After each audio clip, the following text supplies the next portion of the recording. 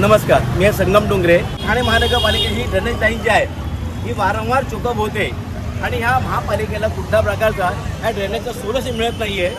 तर आज आम्ही ठाणे महानगरपालिकेची ही बोट आहे, या बोटीमध्ये माननीय आयुक्त साहेब बसलेत आणि ही बोट आता ही मार्गक्रमण करणार आहे आणि हा बोट ड्रेनेज लाईनचा जो प्रॉब्लेम जो सॉल्व्ह करणार आहे ते कसे बघा.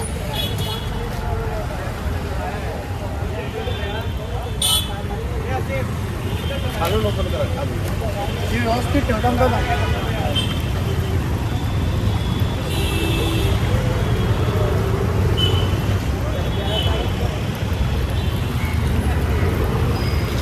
आता ही बोटच आहे ना, ड्रेनेज लाईन जे काम जे चोकअप झालं हे क्लिअर करेल.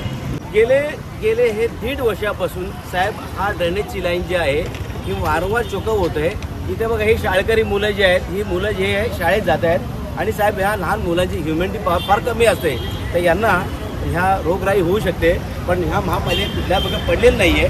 महापालिका फक्त येते, ती फक्त लाईन मारते आणि कॉन्क्रीट काम करत नाही आहे. तर ह्यासाठी आज आम्ही ठाणे महानगरपालिकेसाठी आधुनिक बोट बनवलेली आहे आणि ही बोटच आहे ही मार्ग दाखवणार आहे आणि ठाणेकरांना दिलासा देणार आहे. धन्यवाद.